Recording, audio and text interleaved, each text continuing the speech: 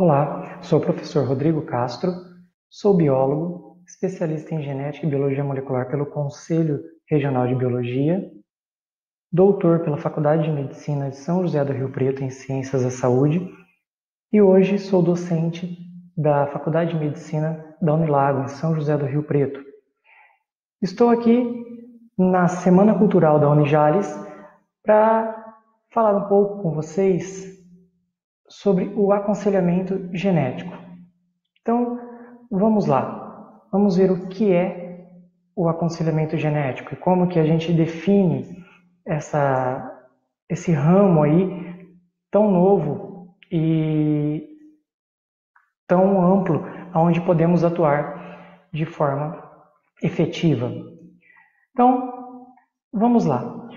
O aconselhamento genético, ele iniciou-se há muito tempo atrás e em 1947, Sheldon Reed, ele conscienciosamente dava respostas cuidadosas às questões genéticas perguntadas por pais ansiosos. Então, Sheldon Reed, ele falava com os pais e ele dava conselhos, ele acabava orientando esses pais de alguma forma, em algumas condições, em algumas situações em que eles tinham curiosidade a respeito da saúde dos filhos, quando nasciam com algumas condições especiais. Em 1974, Fraser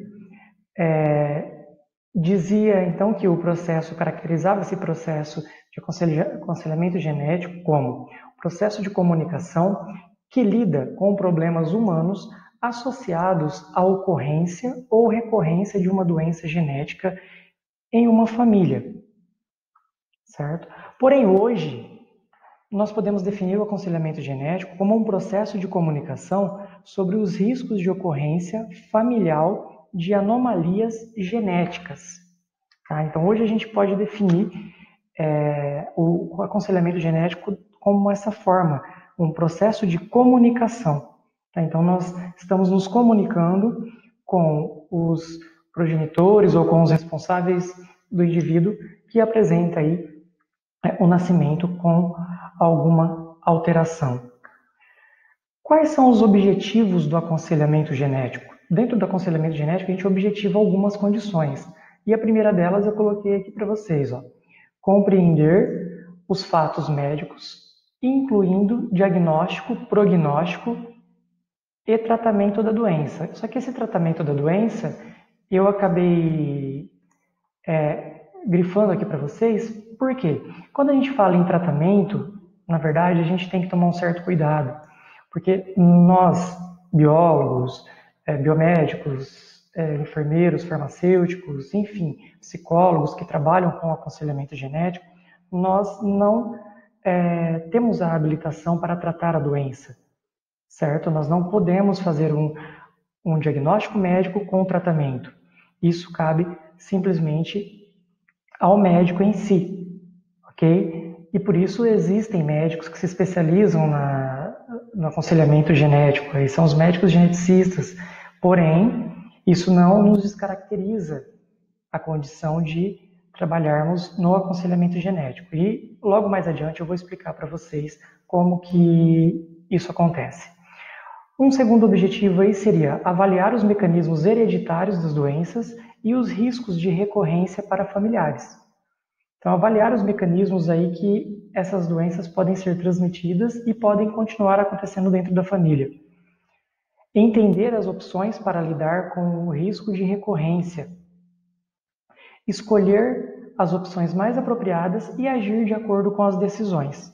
Então, no aconselhamento genético, a gente expõe as condições, expõe as possibilidades e ajuda o casal, ajuda o aconselhado a agir da melhor maneira possível para que essas ocorrências, essas manifestações não aconteçam de forma contínua.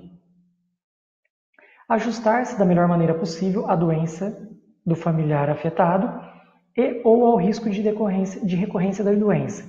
Então a gente ajuda a família a entender a doença em si que está acometendo a criança, ajuda essa família a trabalhar de forma mais coerente para que o paciente tenha uma qualidade de vida da melhor maneira possível e da possibilidade de ocorrer novas condições, em um novo nascimento aí dentro da mesma família. As indicações. Quando que é indicado um aconselhamento genético? Para crianças e às vezes até em casos adultos, quando anteriormente o paciente não foi encaminhado para um serviço de aconselhamento genético, onde esse apresente defeitos morfológicos congênitos, tá? Podendo ser isolados ou múltiplos. Crianças ou também adulto, quando não acompanhado anteriormente, com casos de deficiência mental, onde a gente não tem um diagnóstico clínico fechado para isso. Crianças com alterações do crescimento, crianças e às vezes adulto com distúrbios da determinação ou diferenciação sexual. Então pode acontecer do indivíduo crescer, às vezes numa família sem esclarecimento, e ele pode ter casos de hermafroditismo, por exemplo, tá? Onde o indivíduo ele apresenta os dois órgãos sexuais, porém é necessário um diagnóstico genético para que ele possa ter a definição da condição sexual genética desse indivíduo. Neonato com hipótese ou diagnóstico de doença metabólica herdada, certo? E aí é necessário alguns outros exames, ok? Pacientes com história pessoal ou familiar de uma condição hereditária, seja monogênica ou cromossômica, certo?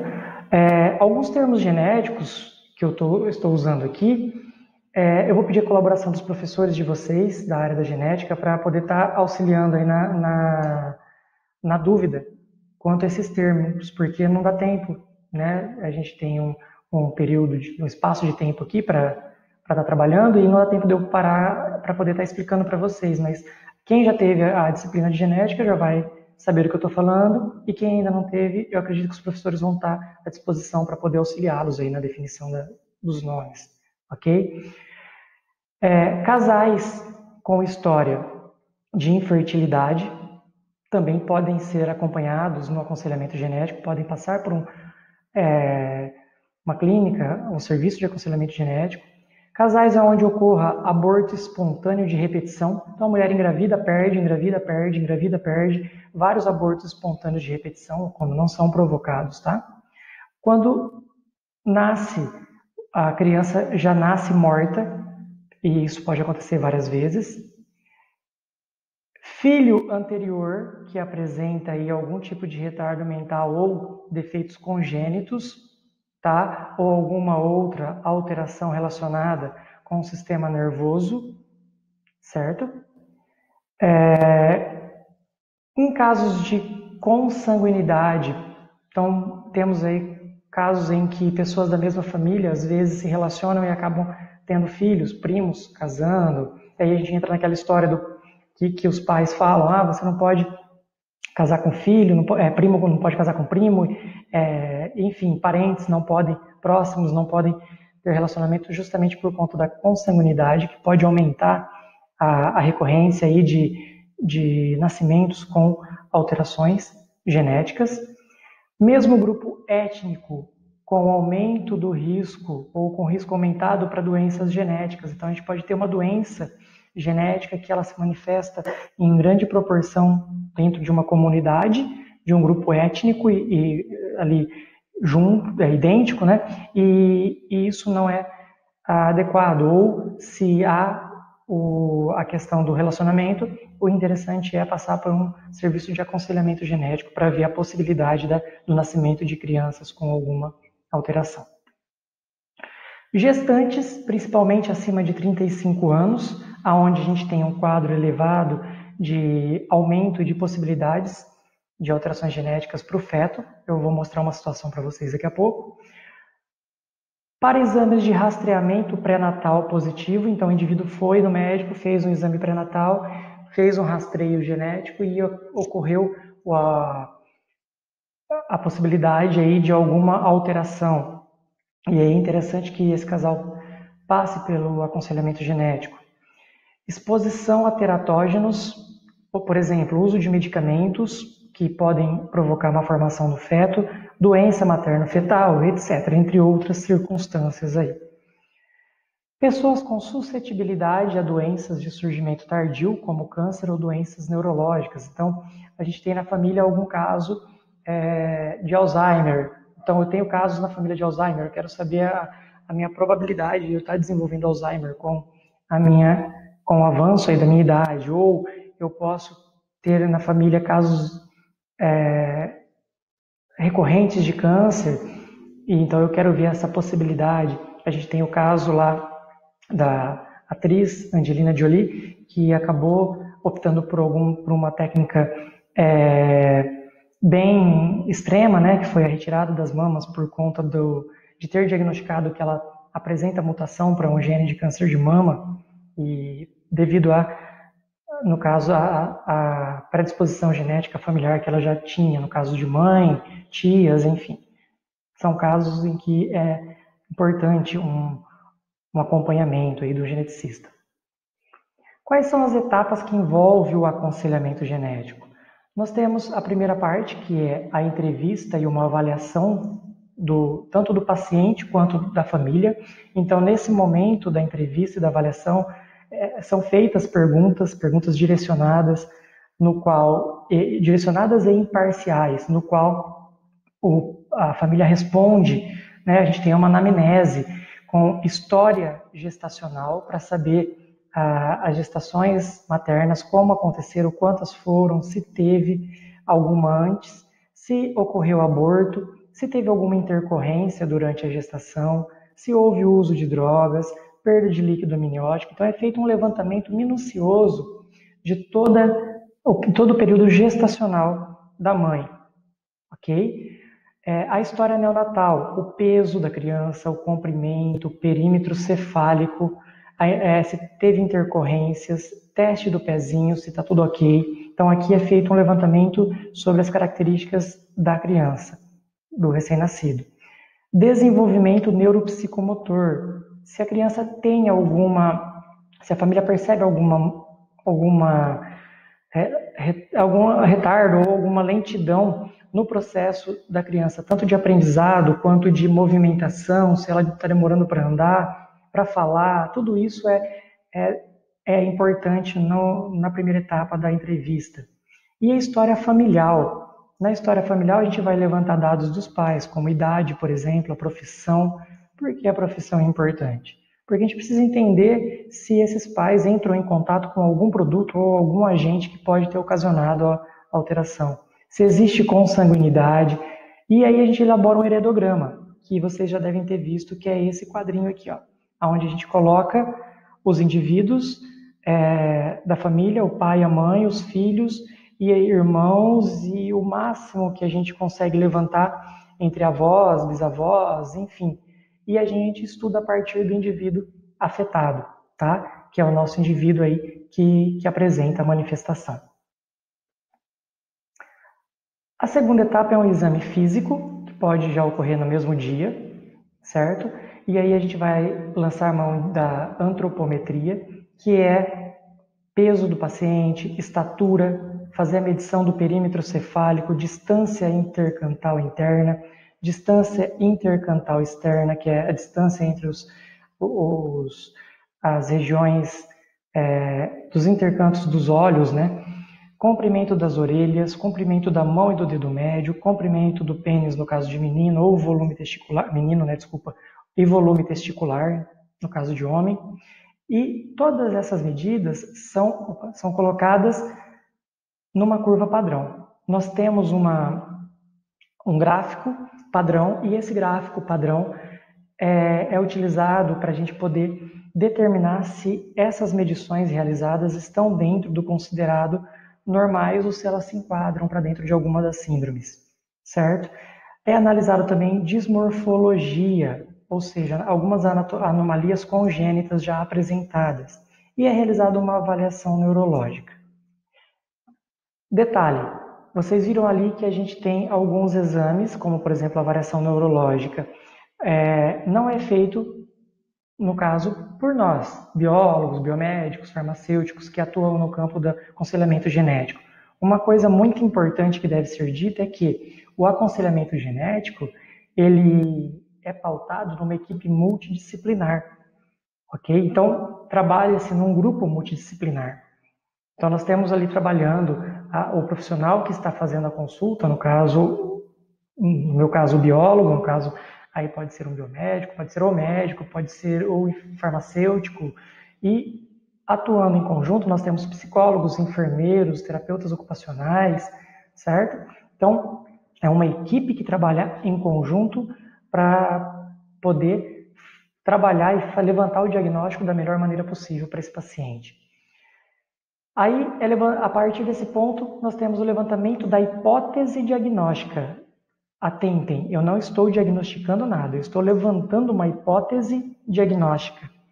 E a partir dessa hipótese diagnóstica é realizado conduta, solicitação de exames, interconsultas, pesquisa bibliográfica e avaliação de outros membros da família, se for necessário.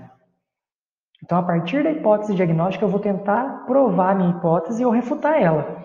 E aí eu vou solicitar exames, eu vou encaminhar o meu paciente para outras especialidades, eu posso encaminhá-lo para cardio, para neuro, para o psicólogo, para o pediatra, enfim, eu vou estar encaminhando ele para o TO, para o terapeuta ocupacional, para o fisioterapeuta, fono, e aí eu vou tentar da melhor maneira possível ter o máximo de informação para poder encontrar um diagnóstico plausível para poder aconselhar de forma adequada essa família.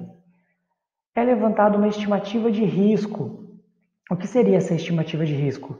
A estimativa de risco ela vai ser realizada com base no diagnóstico clínico, no heredograma que foi feito nos exames laboratoriais, para eu descobrir padrões da herança, se é dominante ou recessiva, se ela é multifatorial, se foram vários fatores que levaram ao aparecimento, se ela é cromossômica, ok? A partir desse momento que eu faço o levantamento do risco, eu vou partir para a comunicação. Na comunicação, a gente vai ter a etiologia e consequências da doença, então eu vou informar para a família qual foi o diagnóstico levantado, o prognóstico, que quer dizer, como ele vai, a partir do que eu tenho de síndrome, qual é o previsto para que aconteça com esse paciente e o tratamento. Ah, mas você falou que o tratamento não é feito por nós, é pelo médico. Justamente, eu vou orientá-los a procurar o melhor tratamento possível. Eu vou encaminhá-los a um especialista e aí, a partir dali, os pais vão saber como agir. Então, é importante que o seu filho tenha um acompanhamento com o terapeuta ocupacional para ter desenvolvimento motor. É importante que ele tenha um acompanhamento com o psicólogo para desenvolver a questão neuropsicológica, e é importante que ele tenha um acompanhamento com o fono para melhorar a fala. E com isso ele vai ter uma boa qualidade de vida e vai conseguir acompanhar as crianças da idade dele. Então, essa é a questão do tratamento, é a indicação ou ele precisa, por exemplo, ser acompanhado por um cardiologista porque ele apresenta uma doença cardiológica. Eu vou explicar os riscos de recorrência durante a comunicação. Então, se os senhores tiverem um novo filho, a gente tem uma chance alta, baixa, de tantos por cento de ocorrer novamente um novo caso. Meios para diminuição do risco de recorrência e consequências da doença. Meios de prevenção da recorrência.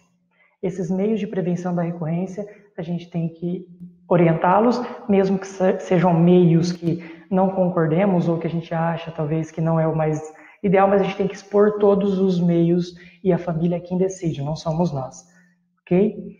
O acompanhamento é uma outra etapa, é a quarta etapa, no qual é feita uma avaliação clínica continuada, então a gente sugere retornos desse paciente de tantos em tanto tempo, grupos de suporte, que eu acabei de citar para vocês, e apoio psicossocial. Às vezes a família geralmente acompanhada é de baixa renda, e aí a gente encaminha para o serviço social para dar um suporte aí nessa questão.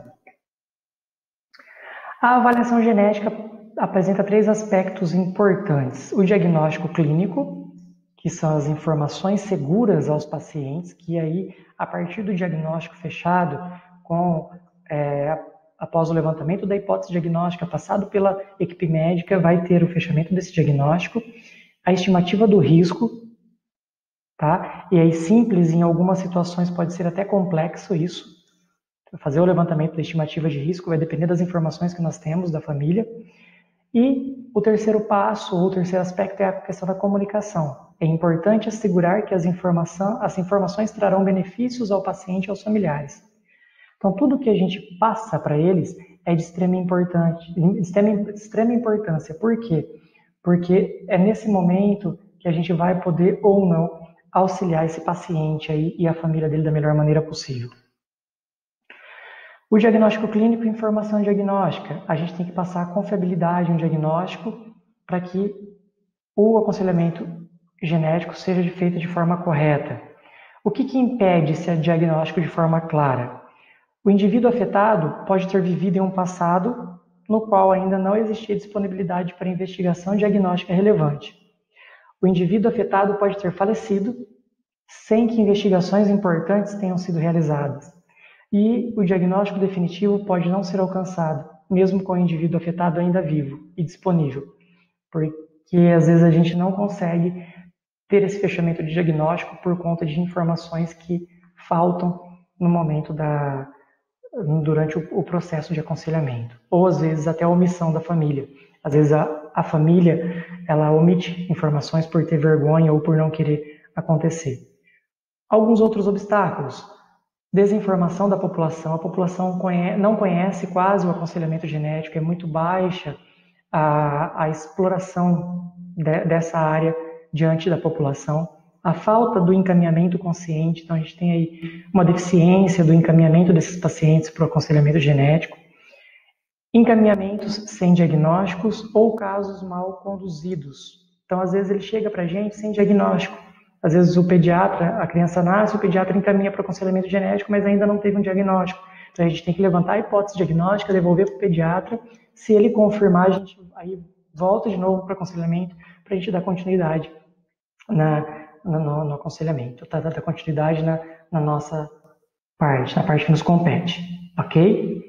Então todo diagnóstico clínico pode levar à identificação de outras anomalias que não as apresentadas a princípio pela condição genética. Por exemplo, eu usei aqui a síndrome de Down porque é uma doença genética bem frequente, né, no Brasil e no mundo, na verdade, né? Então nós temos aí na síndrome de Down. Quando a gente pega algumas características, como prega semiesca, que é essa preguinha aqui da mão das pessoas com síndrome de Down, ela é diferente da nossa. Tá? O movimento da mão é feito de forma diferente, pitose palpebral, os olhos caídos. Nós temos características específicas da síndrome de Down. Porém, um grande número de crianças com síndrome de Down apresentam malformações congênitas cardíacas. Então, através de um diagnóstico clínico, o médico ele pode identificar alterações congênitas. Por isso que é importante no aconselhamento genético nós termos a noção bem clara do que a síndrome pode apresentar. Então, a partir daí, fazer o encaminhamento de forma adequada. Então, se eu sei que numa síndrome de Down o paciente ele pode apresentar uma alteração, uma malformação congênita, uma das indicações que eu já faço, o encaminhamento, é para o cardiologista, para que o cardiologista faça uma verificação detalhada e confirme ou não a presença da condição suposta. E a partir da confirmação ou não, a condução do trabalho de aconselhamento é diferente para cada caso. Okay? A estimativa de risco ela é feita em cima da etiologia das doenças genéticas. Eu posso ter doenças que são cromossômicas, e aí eu vou trabalhar com números de cromossomos, ou eu posso ter números de cromossomos a mais ou a menos. Tá? Aí eu tenho, no caso da síndrome de Down, que é uma trissomia, eu tenho um cromossomo a mais do 21, eu posso ter monossomias, redução do número de cromossomos, posso ter alterações estruturais no cromossomos, como deleções, que são perdas de pedaço, inversões, translocações. Eu posso ter aí alterações genéticas, que a gente chama de gênicas mendelianas, onde eu tenho heranças autossômicas dominante ou recessiva, e até heranças ligadas ao cromossomo X. Posso ter multifatoriais, e aí entram substâncias teratogênicas que podem influenciar na malformação do feto durante o processo embrionário, e algumas ainda não clássicas, como herança mitocondrial, imprint genômico e dissomia uniparental. Então, para eu fazer uma estimativa de risco, eu tenho que levar em consideração todas essas possíveis alterações genéticas. Então, a pessoa, para trabalhar com aconselhamento genético, ela tem que gostar da genética, tá? Ela tem que gostar disso daí. Eu peguei um exemplo de anomalias cromossômicas, incluindo aí as síndromes trissômicas, para a gente entender ou identificar uma anomalia cromossômica, eu preciso fazer um exame chamado cariótipo. Nesse exame de cariótipo é realizada a contagem do número de cromossomos, tá? Então eu vou observar se eu tenho ali o número correto, se tem algum triplicado ou algum faltando parzinho, certo? Por exemplo, se eu tenho uma trissomia completa, então onde eu tenho os 3 cromossomos que nem na síndrome de Down, o risco de recorrência é de cerca de 1%. Para mulheres acima de 35 anos, a gente tem que considerar esse risco e ainda adicionar a idade. E aí a gente tem, para cada idade materna, a gente tem um risco para síndrome de Down. Por exemplo, para uma pessoa com 25 anos, eu tenho a chance de ter um recém-nascido em 1.300 com síndrome de Down. Com 35 anos, isso já vai de 1 em 380 nascidos. Com 38 anos, 1 em 180, 40 anos, 1 em 100, 45 anos, 1 em 45. Então, conforme eu aumento a idade materna, eu aumento também a chance do risco para o neném nascer com síndrome de Down. E isso é extremamente importante. Durante o processo de comunicação, a gente tem ali o diagnóstico clínico, como eu citei para vocês, a etiologia ou prognóstico, o tratamento e o meio de prevenção de recorrências. No caso do prognóstico, vai depender muito da síndrome, tá? A síndrome vai variar esse prognóstico. A gente tem alguns casos, trissomia do 13, trissomia do 18, síndrome de Pfeiffer. Em cada um desses casos, nós temos um prognóstico. Trissomia do 13, por exemplo, eu posso ter ali, no caso, a síndrome de Patau. Síndrome de Patau o indivíduo ele nasce com uma grande quantidade de malformações que são, na grande maioria das vezes, incompatível com a vida. A gente tem casos na literatura que acho que há pouco tempo atrás, na literatura, a gente tinha um caso com 1 ano de idade. O restante tudo vai a óbito antes desse período. E eu já peguei um caso de trissomia, de síndrome de Patau, que a criança era uma menininha, ela tinha acabado de nascer, recém-nascida, e a família chegou, uma família muito simples, né, no serviço público de aconselhamento genético, e a família, na época eu fazia estágio com a minha orientadora, e a família chegou, encaminhada pelo pediatra, para a gente fechar o diagnóstico, e antes de tudo isso, a família passa por uma triagem psicológica, e aí a psicóloga conta pra gente como que a família tá antes da gente atender, pra gente saber a abordagem na qual a gente vai ter com essa família. E nisso a família já era uma família bem simples, né, e humilde, e pra gente conversar com a família era muito difícil, porque todas os indícios que a gente dava de que a doença era muito séria e de que provavelmente o bebê não iria sobreviver, a família refutava. Então a gente não conseguia deixar claro isso para eles não aceitavam. Então a mãe sempre vinha com uma pergunta: quando ela for para a escolinha ela vai poder praticar esporte? Ela vai poder fazer aula de educação física? Então eles não queriam aceitar que provavelmente a filha não chegaria a uma idade de ir para a escolinha. Então isso é um fator muito sério dentro do aconselhamento genético. Tá? Isso a gente tem que trabalhar muito, até o nosso psicológico, para a forma com que vai falar, a forma com que a família vai receber. Ok? Dentro da comunicação, a gente ainda apresenta os possíveis tratamentos ou possíveis condições de melhorar a qualidade de vida. O tratamento, quando eu falo aqui, é melhorar a qualidade de vida do paciente. E aí, no caso dependendo da situação, terapias gênicas, que têm avançado muito, terapias com células-tronco também têm avançado, transplante de órgãos, se for caso necessário em que o médico achar viável, cirurgia intraútero, quando é diagnosticado ainda durante o período de desenvolvimento, ainda durante a gravidez, e estimulação precoce, quando a criança nasce e a gente detecta a síndrome rapidamente, e aí já é encaminhado para fono, para terapia ocupacional, para fisioterapia, para ela ser estimulada, para que ela consiga desempenhar da melhor maneira possível esse papel, e ela consiga se desenvolver o mais próximo possível de uma criança da sua idade, normal, considerada normal.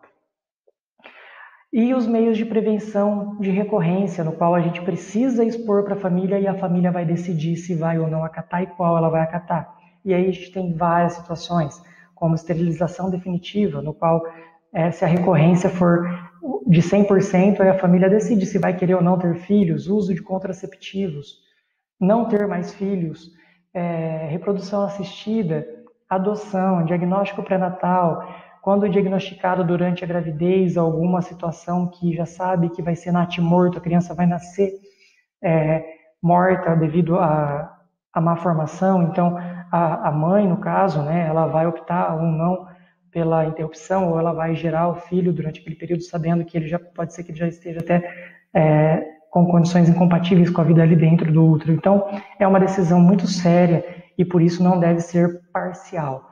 Nós temos que expor as condições, temos que expor os meios e a família decide. Tá? A gente coloca cada uma delas e coloca a característica de cada uma delas e como isso vai implicar na vida deles. E eles escolhem, eles decidem. Tá? É uma decisão do casal, da mãe, do pai, certo? O objetivo da avaliação genética é fazer o diagnóstico clínico, identificar outras anomalias, estabelecer esse prognóstico, tratamento, etiologia e o aconselhamento genético. Então, o nosso foco é esclarecimento familiar. Nós precisamos de esclarecimento familiar, desmistificar o aconselhamento genético e desmistificar o peso das doenças genéticas.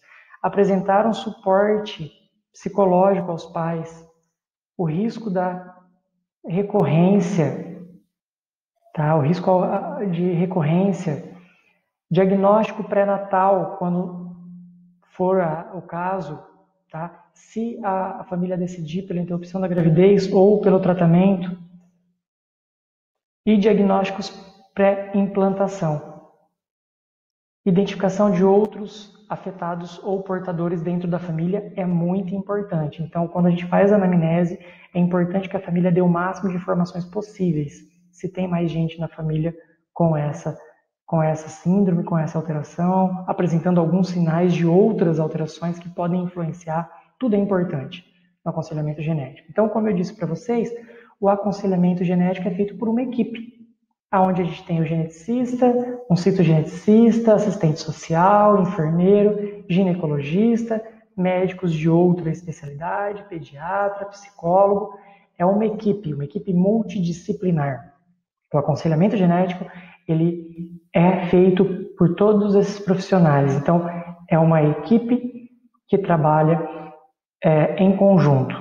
Tem que se saber trabalhar em equipe para poder ser um conselheiro geneticista, tá? Para poder dar o melhor para o paciente.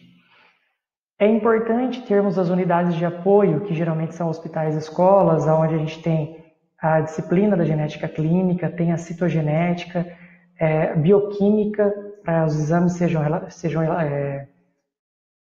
sejam feitos, né? A hematologia, é importante ter a imunologia trabalhando, biologia molecular, os ambulatórios de especialidades médicas trabalhando em conjunto e o serviço de diagnóstico por imagem. Então, todas essas áreas estão atuando em conjunto dando um apoio para o aconselhamento genético. Então, é importante que o indivíduo que queira trabalhar com aconselhamento genético, ele tenha pelo menos um conhecimento prévio dessas disciplinas básicas e disciplinas aí aplicadas no qual vai ser necessário. Como trabalhar, então, um aconselhamento genético aos pais de um recém-nascido com alguma síndrome genética? Você tem que se preparar, tá? Você tem que estar preparado.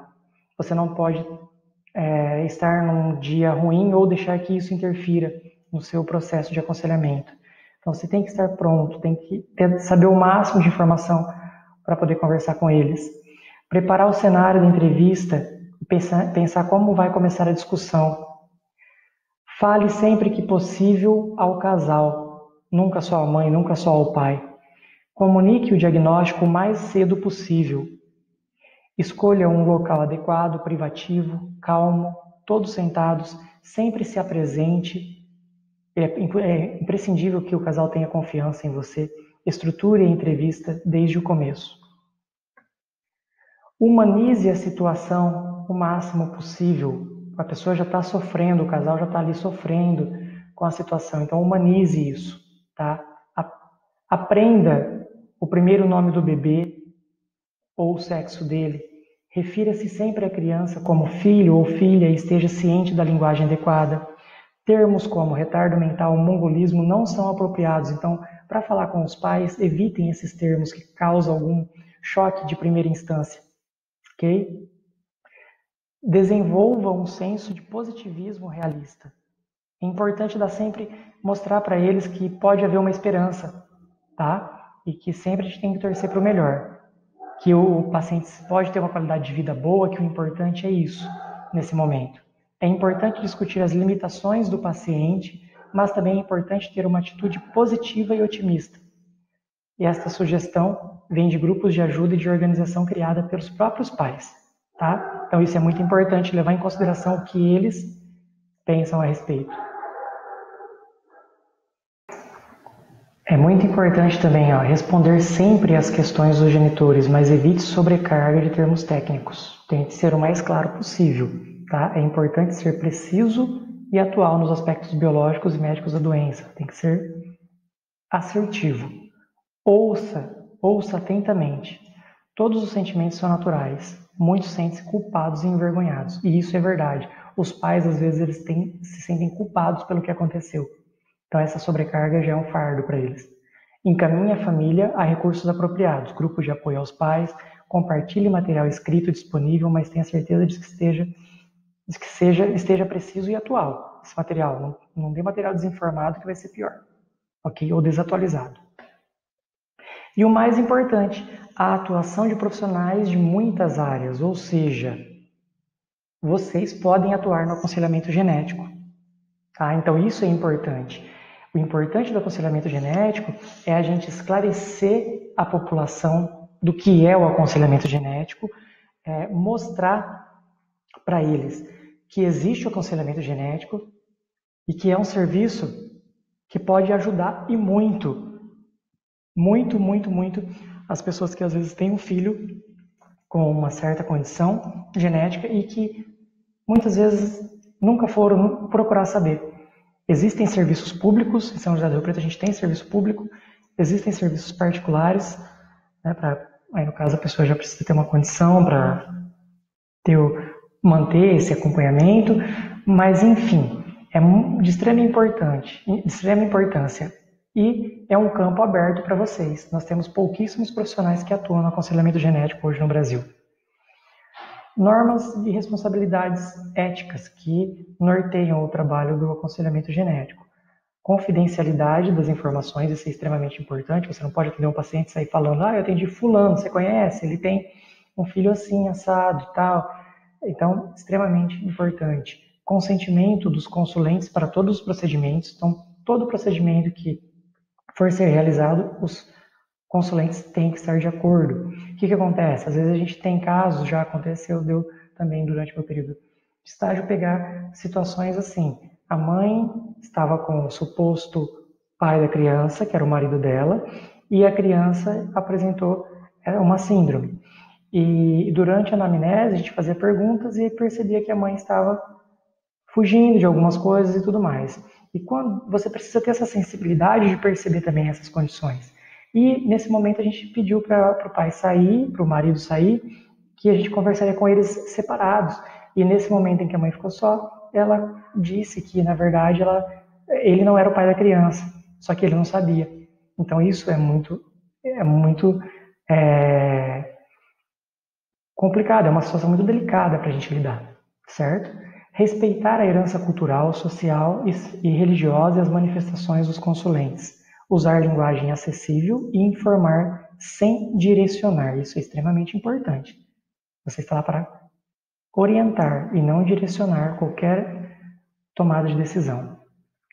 Falar sempre a verdade, de extrema importância, exceto nos casos onde possa trazer danos irreparáveis. Mas aí a gente tem o acompanhamento do psicólogo que vai auxiliar nesse ponto. Responder ao que foi e ao que deveria ter sido perguntado. Então, levantar alguns aspectos que poderiam ser dúvidas e que não foram perguntados e já dar a resposta. Diminuir a ansiedade, a culpa e a raiva, auxiliando na aceitação do problema.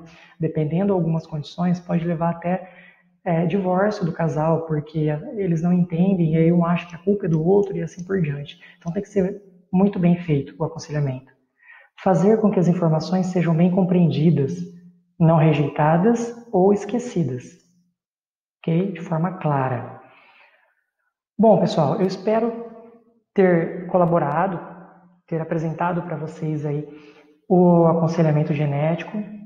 Espero que vocês tenham gostado dessa área de atuação. Eu deixei aqui meu e-mail para vocês, qualquer dúvida pode entrar em contato, tem meu Instagram e tem um artigo que publiquei sobre o processo de aconselhamento genético também, o link está aqui embaixo, só vocês acessarem. Qualquer coisa pode me mandar o e-mail que eu encaminho para vocês, certo? E eu espero ter ajudado. O processo de aconselhamento genético, ele é um processo de muita... a pessoa tem que gostar muito. Então, o profissional do aconselhamento genético, ele é um profissional que tem que ter uma rotina de estudos, ele tem que estar sempre atualizado no que diz respeito à condição, as condições genéticas, o que está sendo proposto, os artigos publicados, enfim. Tem que existir essa colaboração da equipe com o psicólogo, com o farmacêutico, com o enfermeiro, com o terapeuta ocupacional, com o fono, com o fisioterapeuta, com todos os colegas aí que são profissionais da área da saúde, tá bom? Com os médicos, principalmente, porque a gente vai depender dos diagnósticos realizados por eles, a gente vai fazer o aconselhamento a partir do momento que tivermos esse diagnóstico na mão, nós vamos fornecer subsídios para eles e eles vão fornecer subsídios para nós. Então é uma troca aí, tá? Onde eles fazem o diagnóstico e o possível tratamento e nós fazemos a explicação, nós damos o esclarecimento sobre o que é a síndrome e como ela evolui, como o paciente pode estar evoluindo aí, ok? Muito obrigado pelo convite, desde já agradeço ao professor Luiz Lenin, agradeço à instituição, a Unijales, pelo convite, estou à disposição, muito obrigado a vocês, aos alunos que estão estão assistindo essa palestra, tá? E aproveitem ao máximo a Semana Cultural aí da Unijales, que nesse momento em que estamos vivendo é de extrema importância a colaboração de todos, alunos, professores, e estamos todos aqui tentando fazer o melhor possível para sairmos logo dessa situação. Um abraço a todos e bons estudos!